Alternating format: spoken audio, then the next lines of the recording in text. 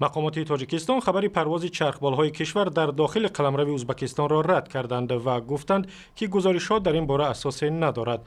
فریدون محمدعلیف سخنگوی وزارت دفاع گفت چرخبال‌های تاجیکستان روز سه‌شنبه پروازهای تمرینی انجام دادند ولی به قلمرو ازبکستان وارد نشدند. از این پیشتر رسانه‌های همسایه کشور گفتند که 3 چرخبال ارتش تاجیکستان به قلمرو ولایت جیزق و ناحیه مرزی بیکاباد وارد شده و 1 ساعت در حریم هوایی ازبکستان پرواز کردند.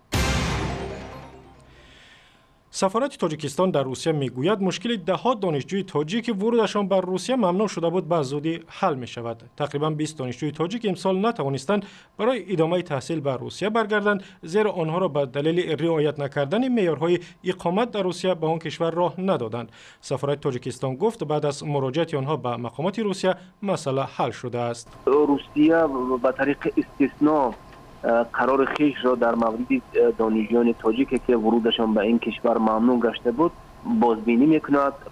فرصتی به میان خواهد آمد که دانشجویان ما دیگر باره به روسیه بیایند و تحصیل خود را ادامه بدهند. در روسیه تقریبا 5000 دانشجوی تاجیک در دانشگاه و دانشکده‌های خصوصی و دولتی آن کشور تحصیل میکنند. در تاجیکستان قیمت آرد و گندم از محصولات اصلی روی دسترخوان مردم نظر به ماه‌های گذشته ارزان شده است. با گفته وزارت اقتصاد حالا در دوشنبه قیمت میانه 50 کیلو آرد وارداتی 135 سومانی را تشکیل می‌دهد که در مقایسه با ماه اوگوست تقریبا 3% ارزان‌تر است. حاصل بلند گندم و غله‌دانه در تاجیکستان و پایین آمدن قیمت آرد وارداتی قزاقستان سبب‌های اصلی ارزان‌تر شدن گندم و آرد در کشور بوده است. در تاجیکستان تا ماه نوامبر 873,000 تن غله‌دانه و از جمله 650,000 تن گندم جمع آوردند که نظر به سال گذشته 144,000 تن زیادتر است. در تاجیکستان در آستانه روز بین المللی مبارزه با بیماری ویروس نارسایی مسئولیتی بدن و یا ویچ اسپید هفته اروپایی تشخیص این بیماری ادامه دارد.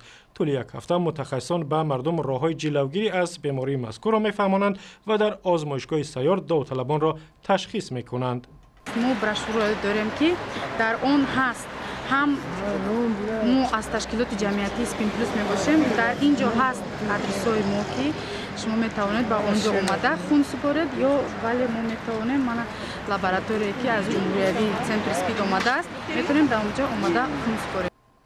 در تاجیکستان تا کنون تقریباً 5000 نفر مبتلای ویروس نارسایی مسئولیت بدن ثبت شده است. سازمان ملل 1 دکبر را در سراسر جهان روز بین المللی مبارزه با ویچ اسپید اعلان کرده است.